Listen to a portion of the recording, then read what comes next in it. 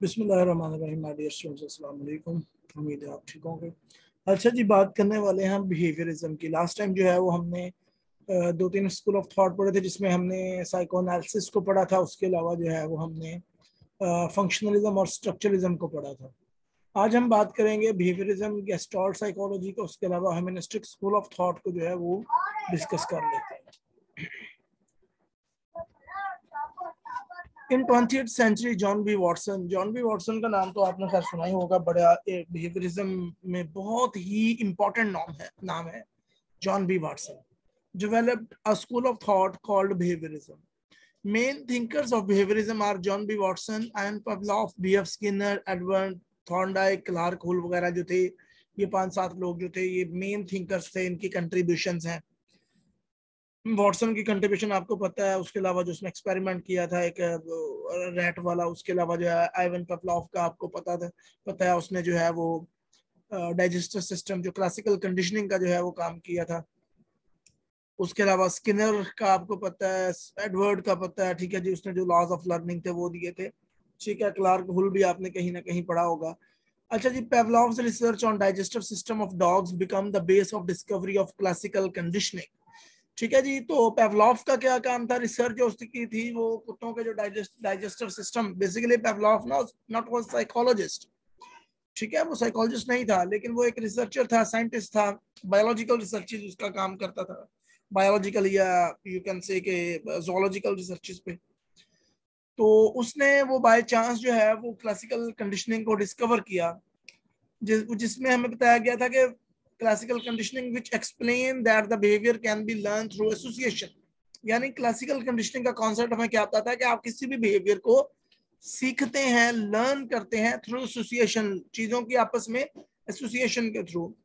Behaviourism focus on observable behaviour, ठीक है जी। जिस तरह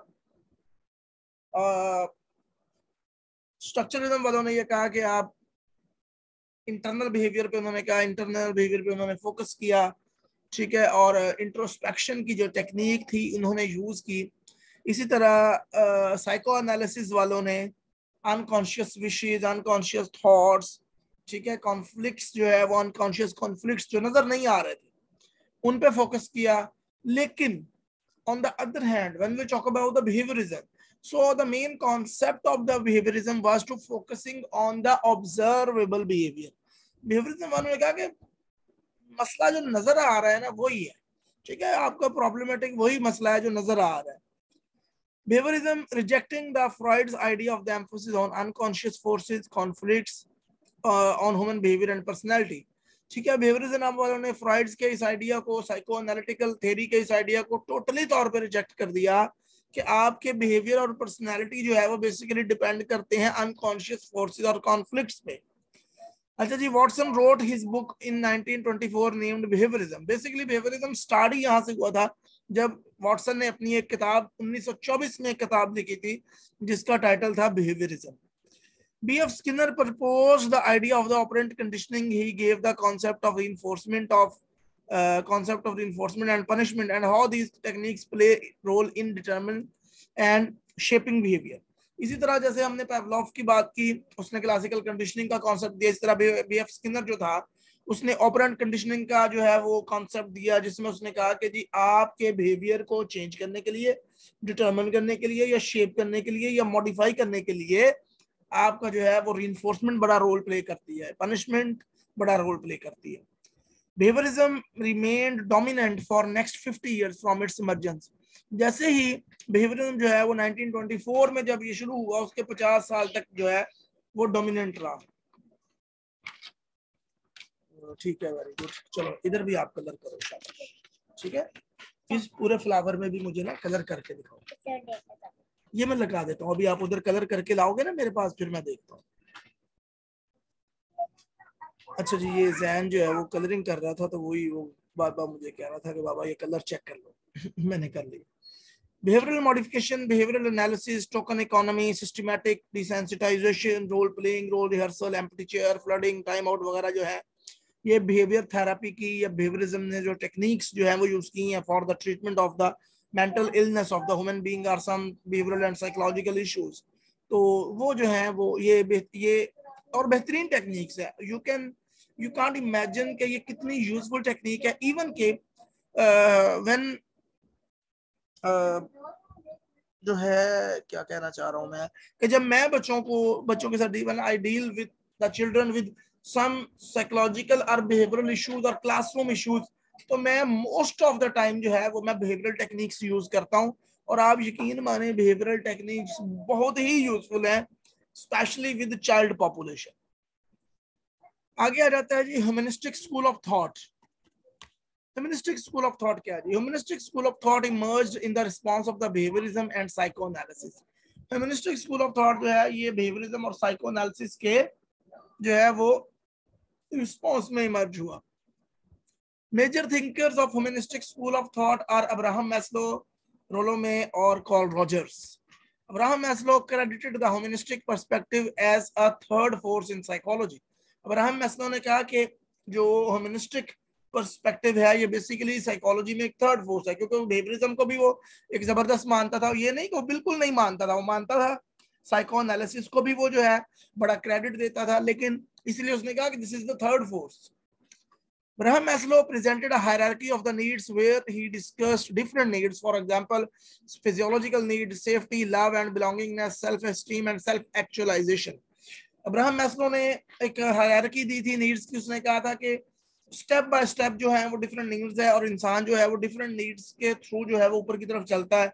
सबसे पहले फिजियोलॉजिकल नीड्स आती हैं, यानी कि हंगर, थर्स्ट, और इसके अलावा सेफ्टी नीड्स आ जाती है, यानी कि जॉब वगैरह, उसके जॉब की सेफ्टी हो गई, इकोनॉमिक सेफ्टी हो गई, फाइनेंशियल सेफ्टी हो गई इंसान की, फिजिकल स्टेप सेफ्टी हो गई। उसके बाद लव, अफेक्शन, बिलोंगिंगनेस, उसके बाद स्टीम की नीड्स आ जाती हैं। और at the end of that theory hierarchy is self actualisation. At the end जो है वो सेल्फ एक्चुअलाइजेशन की नीड आ जाती है। मेरा ख्याल है मैं लेक्चर दे चुका हूँ, आई थिंक सो, आपको पहले भी एक पूरी हायरार्की ऑफ द नीड्स पे, या अगर नहीं दिया तो इंशाल्लाह आई विल चेक आउट, और अगर नहीं दिया तो मैं उसको जल्दी रिकॉर्ड करके जो है वो अपलोड कर दूंगा आपके ग्रुप में। According to humanistic perspective, mental and social problems are result of the deviation from normal natural tendency.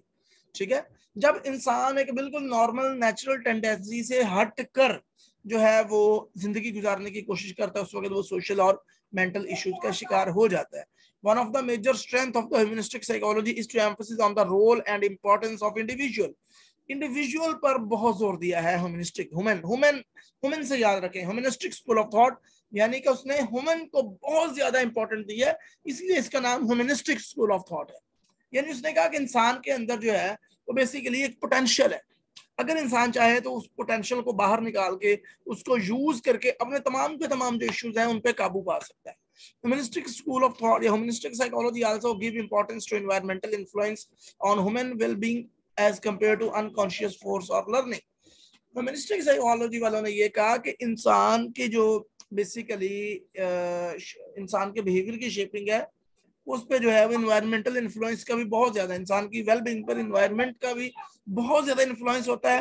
बजाय इसके कि आप कहें जनाब कि अनकॉन्शियस जो है वो फोर्सेस जो है वो आपके बिहेवियर को बना रही हैं, पर्सनालिटी को बना रही हैं, अनकॉन्शियस कॉन्फ्लिक्ट्स बना रहे हैं, एंजाइटीज बना रही हैं। उसके अलावा जो है वो क्लासिकल कंडीशनिंग या ऑपरेंट कंडीशनिंग जो है वो काम कर रही है। ऐसी बात नहीं, उन्होंने कहा कि इंसान के बिहेवियर को शेप करने के लिए या फॉर्मुलेट या डेवलप करने के लिए इन्वायरमेंट का बड़ा रोल प्ले है, इन्वायरमेंट बड़ा प्ले करता है अपना role. According to humanistic school of thought, every individual has an innate tendency to grow. Humanistic school of thought वालों का ये कहना था कि हर इंसान के अंदर एक ग्रो करने की टेंडेंसी है। असल चीज क्या है, उसको पॉलिश किया जाए, उसको बाहर निकाला जाए। आगे जाता है जी गेस्टाल्ट साइकोलॉजी। गेस्टाल्ट साइकोलॉजी जैसे हमने परसेप्शन का एक लंबा चौड़ा चैप्टर पढ़ा है, उसमें जो है वो हमने मैक्स बर्दाइमर की भी बात की थी, उसमें हमने 5 फिनोमिना की बात की थी, उसमें हमने एज ए होल बात भी की थी कि चीजों को एज ए होल देखा जाता है। उसमें हमने लॉ ऑफ परसेप्चुअल ऑर्गेनाइजेशन की बात भी की थी, जिसमें हमने simplicity, similarity, proximity, closure, continuity, ये सारी की सारी जो है ये चीजें डिस्कस की थी। तो ये स्कूल ऑफ थॉट बेसिकली क्या है, German psychologist Max Wertheimer was the founder of the Gestalt school of thought or Gestalt psychology. Gestalt psychology emphasis on study of human mind and behavior as a whole. Gestalt psychology वालों ने कहा कि जिस तरह structuralism वालों ने कहा था कि you must have to read out, you must have to explore the human psychology, human brain and the behavior in structures. ठीक है, आप स्ट्रक्चर्स में देखोगे, आप उनके पार्ट्स में देखोगे। But on the other hand, इसलिए ये जो गेस्टाल्ट साइकोलॉजी है बेसिकली ये उसके उल्ट है स्ट्रक्चरलिज्म के। उन्होंने कहा कि when you will study the human mind and the behavior, you must have to study those particular objects as a whole. Major thinkers of Gestalt psychology are Max Wertheimer, Kurt Kopler, Immanuel Kant, Ernest Mach and Wolfgang Kohler. मुश्किल नाम है, pronunciation अगर नहीं भी है मुझसे जैसे भी है मैंने बोल दिया है, ठीक है, गूगल से सर्च आउट कर लीजिएगा। Gestalt psychology formed in response of William Wundt's structuralism, ठीक है, ये मैं आपको ऑलरेडी बता चुका हूँ कि formed in the response of William Wundt, उन्होंने स्ट्रक्चर की बात की थी, इन्होंने एज ए होल की बात की है। Max Wertheimer introduce the concept name 5 phenomena.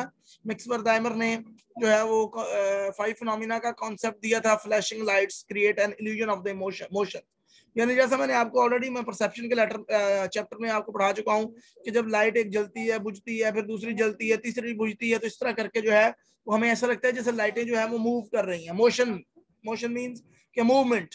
तो इसी तरह motion pictures are based on this phenomena. तो ये सारे के सारे जो है वो 5 फिनोमिना का कॉन्सेप्ट दिया। उसके अलावा gestalt psychology also introduce the law of perceptual organisation, ठीक है। उसके अलावा जो है वो गेस्टाल्ट साइकोलॉजी वालों ने लॉ ऑफ परसेप्चुअल ऑर्गेनाइजेशन दिए, जिसमें उन्होंने कंटिन्यूटी का दिया, क्लोजर का दिया, प्रॉक्सिमिटी, सिमिलैरिटी, सिंपलिसिटी, ये सारी चीजें जो है वो हम परसेप्शन के चैप्टर में पढ़ चुके हैं, इसलिए मैं इनको ज्यादा डिटेल में नहीं पढ़ाऊंगा।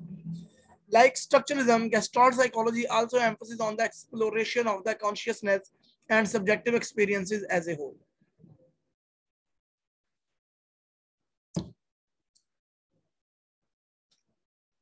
नहीं, ये फिक्रा मुझे लगता है गलत लिखा गया है, मैं इसको यहाँ पे डिलीट कर रहा हूँ। एज ए होल की बात नहीं उन्होंने की, ये मेरा हाल है वो टाइपिंग की मिस्टेक है। 12 आगे आ जाता है जी cognitive psychology. Cognitive psychology cognition से, ठीक है, ये याद रखना है, कॉग्निशन से। कॉग्निशन हायर मेंटल प्रोसेसेस, जिसमें लर्निंग, जिसमें मेमोरी, जिसमें परसेप्शन, जिसमें थिंकिंग, जिसमें प्रॉब्लम सॉल्विंग, जिसमें डिसीजन मेकिंग, जिसमें एब्स्ट्रैक्ट थिंकिंग, जिसमें एब्स्ट्रैक्ट रीजनिंग, जिसमें लॉजिक, जिसमें इंटेलिजेंस, ये सारी सारी चीजें जो है वो कॉग्निटिव साइकोलॉजी में आ जाती है। Cognitive psychology studied the mental processes, for example, how people perceive, learn, remember, think। वही चीज आ गई ना जो मैंने आपको ऑलरेडी बताई है कि परसेप्शन है, लर्निंग है, थिंकिंग है, मेमोरी है, प्रॉब्लम सॉल्विंग है, डिसीजन मेकिंग है, and so on, hundreds of topics. The main point of the cognitive psychology is that how people acquire, process and store information, ठीक है जी, कि कैसे लोग जो है वो इंफॉर्मेशन को लेते हैं, कैसे स्टोर करते हैं, कैसे जो है वो रिट्रीव करते हैं। From 1950 to 1970, psychological trends began to change toward thinking about memory, attention and problem solving. 1950 से लेके 1970 तक का जो ट्रेंड था वो मेमोरी, अटेंशन और प्रॉब्लम सॉल्विंग के बारे में लोगों का ट्रेंड था, चेंज होना शुरू हो गया, उनकी थिंकिंग चेंज होना शुरू हो गई इन टॉपिक्स के बारे में। Considerable research done during this period on the topics such as processing model and cognitive research methods. As compared to behaviorism, cognitive psychology focus on internal mental process. behaviorism वालों ने कहा था कि overt behavior, जो behavior नजर आता है, ठीक है, जबकि cognitive psychology वालों ने कहा कि internal mental processes, यानी कि mental processes mean आपके जो अंदर ब्रेन में चीजें चल रही हैं, उन्होंने उस पर फोकस किया। In order to study mental processes, cognitive psychology use scientific research methods, ठीक है। mental processes को study करने के लिए psychologists जो थे उन्होंने scientific research methods का यूज किया। Major thinkers of cognitive psychology include Fechner, William Wundt, Edward B. Titchener, Hermann Ebbinghaus, William James, James Mackland, Wolfgang Kohler, Edward Tolman, Jean Piaget, Noam Chomsky and David Rumelhart। तो ये लोग थे, इन्होंने cognitive psychology में काफी काम किया। ठीक है जी, तो आज के लिए इतना ही काफी है। इंशाल्लाह कल जो है वो हम बायोलॉजिकल पर्सपेक्टिव और and so on, biological perspective, बल्कि आज ही बायोलॉजिकल पर्सपेक्टिव भी पढ़ लेते हैं, एक ही बस टॉपिक रह गया। इजी है biological perspective mean you can say medical model. Medical model जैसा कि हम देखते हैं कि जिस तरह बाकी लोग सारे के सारे, जिन्होंने किसी ने फ्रॉइड ने कहा कि जी जो साइकोपैथोलॉजीज हैं वो unconscious conflicts, wishes, unfulfilled wishes की वजह से होते हैं, अनकॉन्शियस कॉन्फ्लिक्ट्स की वजह से होती हैं, एंजाइटीज की वजह से होती हैं। बिहेवियरिज्म वालों ने कहा कि जितनी भी साइकोपैथोलॉजीज हैं वो लर्न करता है बंदा अपने एनवायरनमेंट से। लेकिन बायोलॉजिकल पर्सपेक्टिव वाले जो है वो कहते हैं कि कोई भी साइकोपैथोलॉजी होती है उसकी कॉज जो होती है वो मेडिकल होती है, आपके न्यूरोट्रांसमीटर का अप एंड डाउन होना होता है। Biological perspective mainly focus on biological causes of the psychopathology. For example, disturbance in serotonin and dopamine neurotransmitter leave may be the cause of depression and schizophrenia as well. ठीक है, यानी कि dopamine और serotonin का जो neurotransmitter की disturbance है वो डिप्रेशन और स्किज़ोफ्रेनिया को कॉज करती है. Biological psychology also named as physiological psychology. Biological psychology को हम फिजियोलॉजिकल साइकोलॉजी भी कहते हैं. In 19th century, William James, a renowned psychologist, in his book Principles of Psychology, gave the idea that psychology should be studied in biological perspective. ठीक है जी, 19वीं सदी में विलियम जेम्स, आपको बताया था कि उसने एक किताब लिखी थी जिसका नाम था principles of psychology.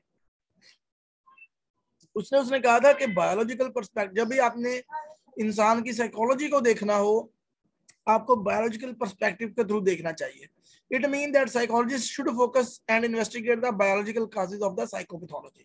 According to the biological model, nervous system, genetics, endocrine system are great contributor in determining human behavior. Biological perspective या medical model जो है वो ये कहता है कि आपका नर्वस सिस्टम, आपका जेनेटिकल मेकअप, जेनेटिक्स, आपके एंडोक्राइन सिस्टम, आपका ये सारे के सारे जो है वो आपके बिहेवियर को डिटरमिन करते हैं, चेंज करते हैं, डिस्टर्ब करते हैं. Main advantage of biological method of behavioral intervention is its strict methodology, and main disadvantage of this perspective is that biological perspective describe the brain behavior link in so simple form which is not simple in actual. ठीक है जी, इसका जो असल इसका फायदा ये है कि ये जो बिहेवियरल इन्वेस्टिगेशन के लिए तरीके यूज करते हैं वो बहुत ज्यादा साइंटिफिक और स्ट्रिक्ट हैं, और इसका डिसएडवांटेज ये है कि वो जितना इजी लिंक बता देते हैं बिहेवियर और ब्रेन का वो उतना है नहीं, वो कॉम्प्लेक्स है. लेकिन बायोलॉजिकल मॉडल जो है वो आपको इजी, जो सादा अल्फाज में जो है वो ब्रेन और बिहेवियर का लिंक बता देता है. तो ये था हमारा आज का लेक्चर. इंशाल्लाह कल मिलेंगे. अल्लाह हाफिज.